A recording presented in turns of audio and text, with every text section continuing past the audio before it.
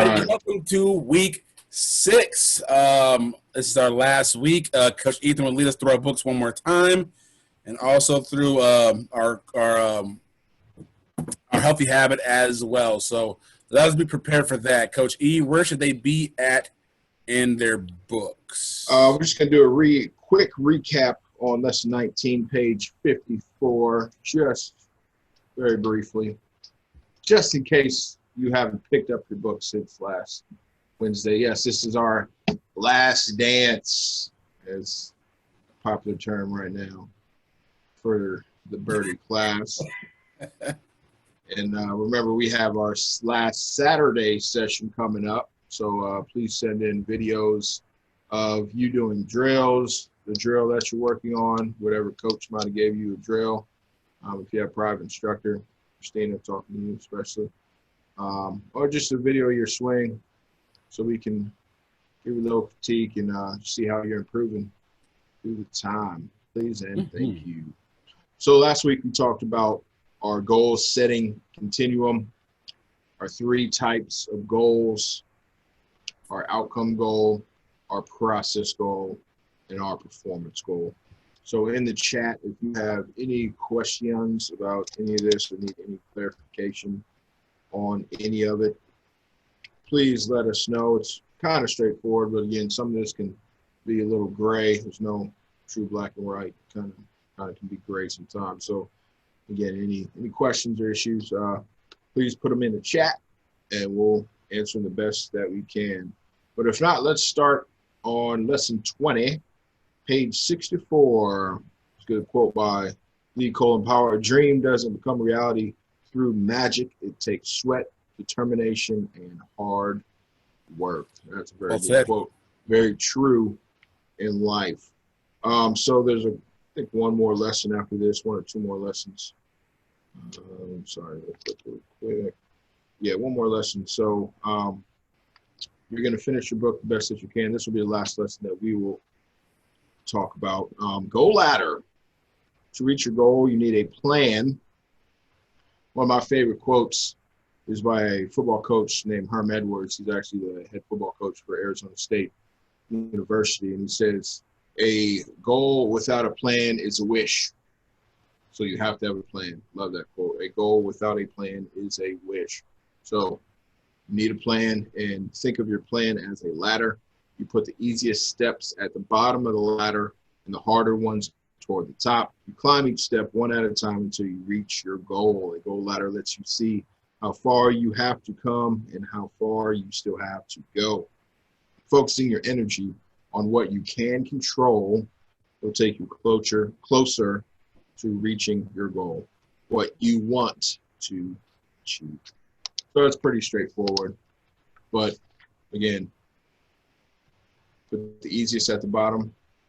And then once you achieve that goal, then you step it up and keep crossing it off. So pretty straightforward again with this. Any questions on it, please, again, put it in the chat. 66 here. Something we can go through real quick while we have you here. Here's an example of a ladder for a pitch shot goal. See if you can spot the step that is out of order. By the end of the summer, I want to get 6 out of 10 pitch shots onto the green from a distance of 75 yards with 2 different clubs. All right, so I want you guys to go through this and in the chat, type in your answer. Which one you think is out of order? So for here, it has the first one, ask for help on how to hit a pitch shot. The second one, practice hitting my pitch shots with 2 different clubs. The third one, practice hitting my pitch shots onto the green 2 days per week. 4 is hit 3 out of 5 pitch shots onto the green. And 5 is practice my method for hold, setup, aim, and alignment. So we'll give a couple minutes or a minute here. So Christina, Jonas, which one do you think is out of order? Do, do, do, do, do, do, do. Jeopardy song. If I had to go, We'll give you to 310. No, 309. Which one do you think is out of order? Anybody listening? I hope so.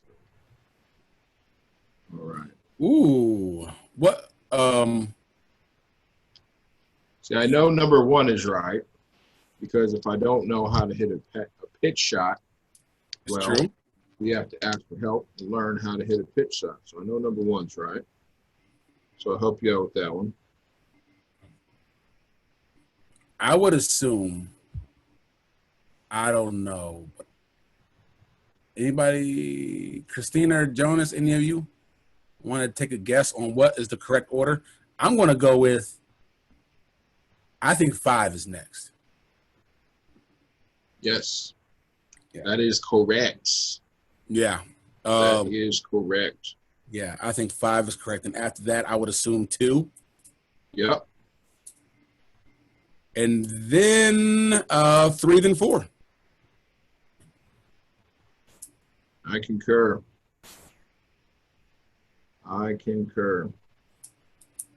So, Mr. Jones Christina, we helped you out there. Yes, you asked how to hit the shot. Once you learn how to hit the shot, then you practice your method holding setup. So that's 2. Then you practice hitting the shot, 2 different clubs. Then you practice hitting your green, your target. And then you try and get your goal of hitting your shots onto the green. Very good. So, Jonas, what he said, excellent. Yeah. So yeah, it's pretty straightforward, but again, work through it and then work through STAR, which is our lesson 21, dealing with challenges. And STAR is really important as well. It's a really good good method, not just for golf, but for life as well. So when you get to lesson 21, page 80, make sure you really focus on STAR here, where it says, let's just go through that real quick since it's our last lesson. S stands for stop and take a deep breath. T stands for think about all your choices. A, anticipate what could happen, good or bad, as a result of each choice. And R stands for respond by selecting the best choice of what you do. This is extremely important, not just in golf, but in life. Your life choices really do this. If you put this to work, I promise you, it will help you make good decisions and good judgment. All right, our healthy habit of the day is mind. Your mind is a very powerful tool. I haven't closed it out. I think I closed down our definition of mind. Basically, we'll sum it up here. Your mind is very important when it comes to how you react and what you can do, just not in life, just not on a golf course, but in life. Mind's a very powerful tool. And what I've told the other classes is what you think is what you do. So if you think negatively, odds are you're going to get a negative result. If you think positively, odds are you're more likely to get a positive result. Coach Corey broke it down yesterday. That was just absolutely brilliant. And I'm going to steal this from now on. Let's think of it as on terms of the golf course. If I'm on a par 3, like number 9 on Blacklick there on the big course, you're hitting over water. So you come up with a negative thought in your mind, like, oh, there's water here. I always hit the ball in the water. I don't want to hit the ball in the water. Well, you just put that thought and that vision in your mind of you taking a bad swing and hitting the ball in the water. Whereas you come up with a positive thought, say, I'm going to make a really great swing. I'm going to hit the ball solid. It's going to fly real high from right to left and land on the green. Then you put a positive swing thought, positive image, positive vision in your mind, and odds are you're more likely to succeed. And Coach Corey broke it down yesterday. Where's why? Why is that negative feelings, negative thoughts bad? And he said that the negativity invokes fear, and fear causes you to tense up and make mistakes. I didn't say it as eloquently as he did yesterday, but that's the reason why you don't want to be negative, because the negativity thoughts bleed into emotions bleed into physical reactions. And that's just draining, and that can ruin your round real quick. So you want to be positive, let go of the bad shots, forget those, delete those, and think positive, the best that you can for every shot going forward. So mind, what you think is what you do. Try and stay positive and believe and have a positive thought and emotions throughout your round. Best that you can. All right. It is stretch and exercise time. You got some easy ones today. You're not going to break a sweat or hurt yourself, but these they're very important actually because hello everybody. You'll find out here. Oh, there we go. Go, you finish saying what you're saying? No, you're good. Start it out. I'll talk about that. Cool. Hello everybody. Coach Ethan here. Hope everybody's feeling great today. Welcome to our week 6 stretch. Today we will be warming up our ankles, getting them nice and loose. Your ankles actually take a lot of twisting motion during the golf swing, so it's very important to make sure they're nice and loose and warmed up for a round of golf.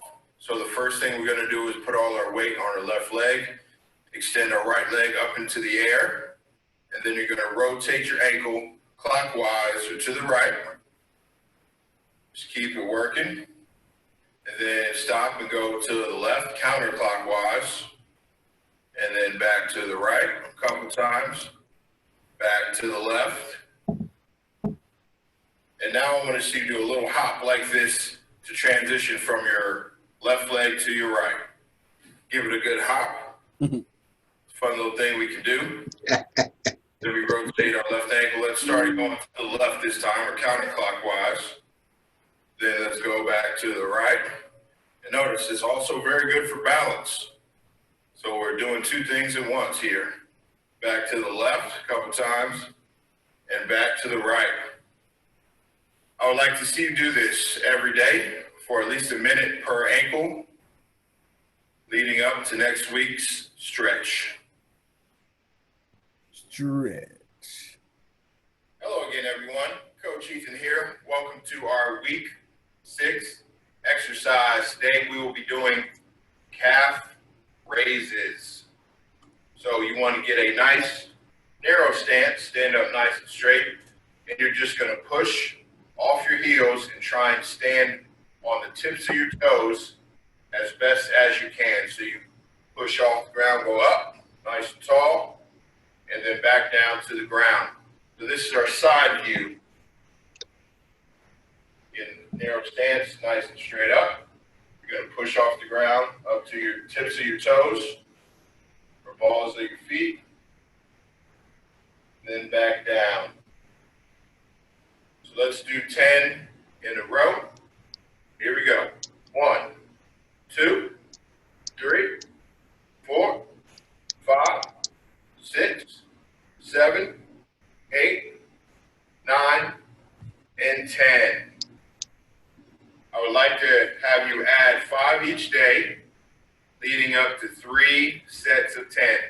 So that'd be doing 10 in a row, take a break, 10 more, take a break, and then a final set of 10, leading up to next week's exercise. All right. Real quick, before we get to our golf skill, yes, when I said in the stretching, your ankles take a lot of twisting motion throughout the round. So very important to warm those up. And also just a little golf hack here. Be careful when you're walking up and down hills and on side hills, because you can very easily, if you're not paying attention, step in a hole or something and twist your ankle. And once you twist your ankle, odds are you're going to be done for the round. It's one that you kind of overlook.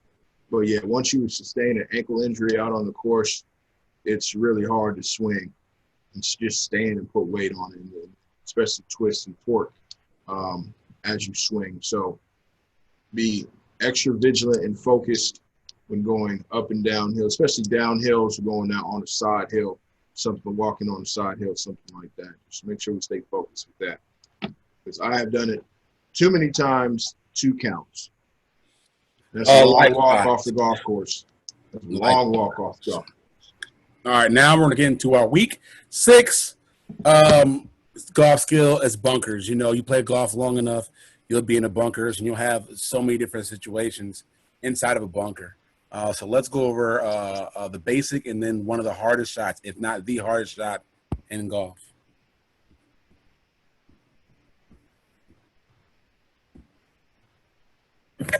Hey everybody, welcome to week 6 of our spring registration. And today, again, we have bunker shots. Hopefully you went over the PGA for this swing. I'm not going to go over terminology too much. I just want to hop right into it so you can get more reps. So we're going to talk today about the importance of a full turn back and a full turn going through the ball. It's important everywhere, but it's very important in the bunker because sand likes to grab. What that means is this. When I go back with a full shoulder turn and get to the top or however long it needs to be, if I turn and stop my upper body, the hands will start to flip and release early, and it'll dig right into the ground. So look, back, you stop, and it digs in the ground, flips over, you hit a fat shot and top it, which 9 times out of 10 you will not be out of the bunker. So what I'm telling you to do is to continue to turn through the golf ball. Don't worry about hitting it with your right hand.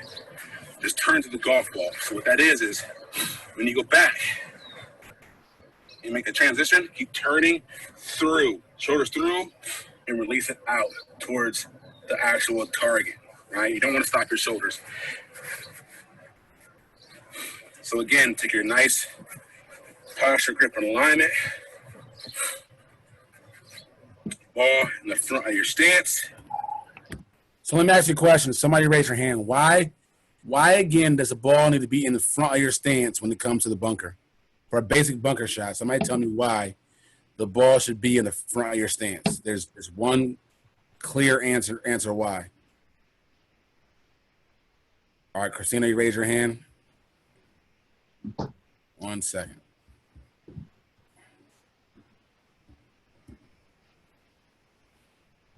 Tell me, you can, yeah. Why? Why do you keep it in front of your stance? You need to hit about 2 inches behind the ball in the sand. But why? So that way the club can slide under. And, yeah, because in a bunker shot, you don't want actual club to ball contact, do you?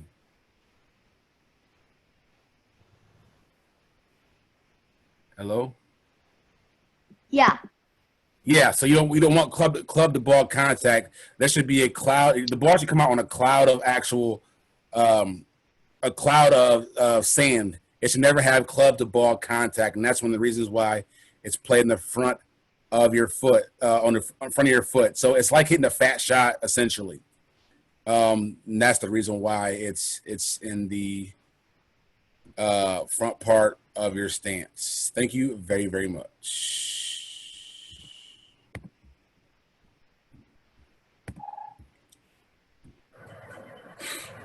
Nice bend at the waist, a little deeper bend at the hips.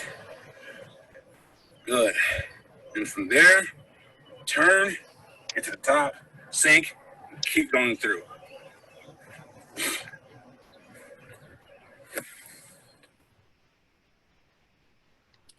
Now, this is talking about what happens if a ball is buried, right? So what happens if a ball is buried in the bunker, aka a fried egg?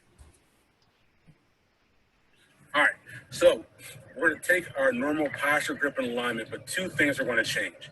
One, you cannot have the face open to activate bounce because bounce is designed to cut through the sand on top and get the ball to come out on a cloud. When the ball is buried, you're going to have to dig and get underneath it. So instead of the face being open, that's going to be square or slightly closed. And the other thing is the ball, instead of being in front of your foot like a driver, it's going to be more to the middle or the back to promote hitting down on the shot. Take our normal stance. Ball in the middle / back of your stance.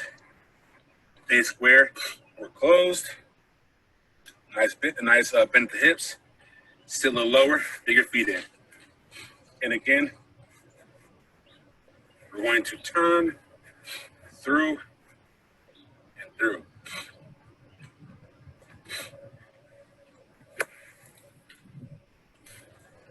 Just like that. Now with this shot, you can't worry too much about the ball spinning and staying on.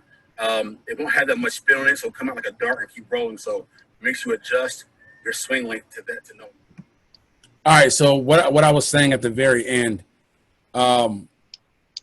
whenever the ball is in front of your stance, like with bunker shots, and your face and the bounce is open, like you're activating the bounce, the face is open, that means a much higher shot. It'll land a lot softer and actually have spin on the ball. Now, if the ball's in the back of your stance and it's square/close, it's coming out on a cloud of sand again, but it's like chunking it hard and pushing it out. So it's going to come out low because it's in the back of your stance. Because of that, it'll have 0 to no spin at all, right? So wherever it hits, it's going to shoot forward, depending on, if the green is you're going to down or up the green. That depends on that. But still, the idea is you're not going to have spin with a fried egg. So you have to adjust your swing to that, to where you want the ball to actually stop rolling. There's been plenty of cases where I had an absolutely wonderful fried egg shot, and it went where I needed to go, but I didn't adjust accordingly, and it just kept running right past the hole. And all of a sudden, what I thought was like 10 feet, 15 feet, ended up to be like 30, 35, which sucks. So make sure you adjust accordingly to that. All right, ladies and gentlemen, we are going to wrap it up here. Before I get to our final thoughts, please finish your books the best that you can. And I would like to give a very heartfelt personal thank you to both of you for being in this digital class. I know it's a lot different and not nearly as much fun as it would have been if we were able to do it out at Blacklit. But we greatly appreciate you both. And this shows your dedication to, one, becoming good golfers, but more importantly, becoming good human beings. So, which you already are, but becoming stand-up adults, young adults, as you make your journey through life here. So again, we appreciate you. We hope to see you this summer. We'll have our summer registration up pretty soon, if not by the end of this week, early next week, I believe it's right. Right, Corey? Yes. Yep. We're just waiting on to get the okay from a couple people as far as making sure we have the venue. Other than that, we are all set and ready to go. Yes, and we'll keep you updated on some of our national opportunities. Again, once you're in Birdie, that opens a lot of doors for the national opportunities. Obviously, they've changed some things. They canceled a few things, but there's still a few things on the table. So it depends on your age and making sure you establish a good handicap too. So I'm sure both of you, if you want to participate, will be doing that. But our final thought is on process, trusting the process. These books or these processes in your books, these are proven methods to how to achieve your goals. And the goal ladder is one of them. One of the proven methods. These are not made up by, this is all comes from very bright people that know what they're talking about. These are proven, true and tried methods. So just trust the process. Again, if your goal is to make it to the LPGA or PGA, that can't be your first step. There's going to be many steps to get to that. But create a goal ladder, stick to it, believe in it, and push yourself. Your hard work will pay off. So trust the process. Thank you again, Christina and Jonas. We appreciate you. Anybody else that might watch this in the future. And hope to see you Saturday for our last group session. Have a great rest of your week, everybody. Hey, and also Jonas and Christina come this summer. We're changing things up as far as the birdie level and eagle level. We started last year that you're going to be playing an awful lot. So if you do join us, be prepared to play every week, just about the whole time. So how birdie progresses, that now you're going to be learning these life skills on the fly, like on the go, like seamlessly with playing golf. So if you do join us, be prepared to play a lot of golf. Definitely. In a short amount of time. Be prepared to beat Coach Corey out there. All right. See you guys soon.